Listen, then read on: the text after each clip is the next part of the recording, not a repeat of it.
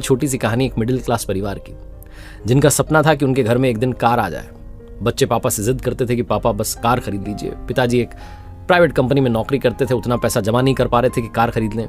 उनके एक बेटा और एक बेटी थी, और पत्नी भी कहती थी कि बच्चों की जिद है, कुछ तो ऐसा कीजिए, सेविंग्स इकट्ठी कर लीजिए, लोगों से उधार ले लीजिए कि कार आ जाए घर में। और वो कहते थे मैं उधार नहीं लूंगा, पैसे जमा करूंगा फिर जाऊंगा खरीदने के लिए। बहुत मेहनत करने के बाद में एक डाउन पेमेंट जितना जो है पैसा इकट्ठा हुआ, और उस व्यक्ति को लगा कि मेरे परिवार की सबसे बड़ी खुशी है कार खरीद करके आएगी, तो चलते हैं कार खरीदने के लिए। पूरे परिवार को एक सरप्राइज दिया, कहा चलो आज फाइनली वो सपना पूरा करते हैं। कार के शोरूम में गए, जो कलर पसंद किया था बच्चों ने वही कार उन्होंने खरीद ली। कार खरीदने के बाद में जब वहां से निकले तो पूरा परिवार उस कार में सवार होके, उनके वहां पर परंपरा थी कि जो मंदिर था शहर का सबसे बड़ा, वहां सबसे पहले कार को ले जाया जाता था। तो उस मंदिर की ओर जा रहे थे, शाम का समय था। अचानक से मौसम पलट गया, तेज बारिश होने लगी, आंधी चलने लगी, और सड़क किनारे जहां एक चौराहे पर लाल बत्ती पर खड़े हुए थे, वहां एक बड़ा सा पेड़ आकर के इनकी कार पर गिरा। जोरदार धमाका हुआ, लोग दौड़े बचाने के लिए। चारों जो परिवार के सदस्य थे सुरक्षित थे, लेकिन कार बुरी तरीके से क्षतिग्रस्त हो गई थी, टूट गई थी, तहस नहस हो गई थी।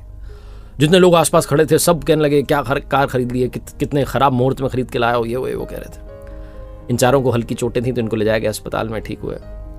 अब घर के बच्चों को लग रहा था कि पापा तो कार बेच देंगे, वाइफ को भी लग रहा था कि इस मनहूस कार को तो रख करके क्या करेंगे।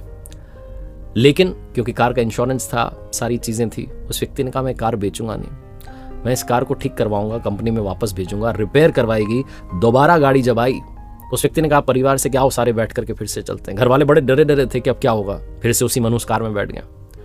लेकिन जैसी कि परंपरा थी, सबसे पहले उसी मंदिर में गए, जाकर के प्रणाम किया, प्रसाद बांटी, कॉलोनी में आकर के मिठाई बांटी, और सब लोग कहने लगे भाई साहब आपने उसी गाड़ी को ठीक करवा लिया, आपको तो गाड़ी बेच देनी चाहिए थी, इतना बड़ा हादसा हो गया।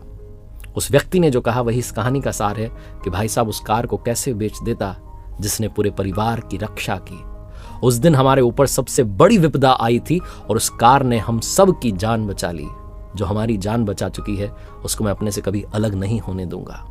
बहुत छोटी सी कहानी जो बताती है कि जीवन में सारा खेल नजरिए का है। अगर आप सोचते रहे कि सब मनहूस हो रहा है, सब खराब हो रहा है, तो खराब ही होता चला जाएगा। और अगर आपने सोचना शुरू किया कि जो हुआ उसमें ऊपर वाले का प्लान है, हो सकता है कि सब ठीक हो जाए, इसीलिए उन्होंने ऐसा किया है, तो आपको जिंदगी में आशा दिखने लगेगी, पॉजिटिविटी दिखने लगेगी, पॉजिटिव वाइब्स आप तक पहुंचने लगेंगी।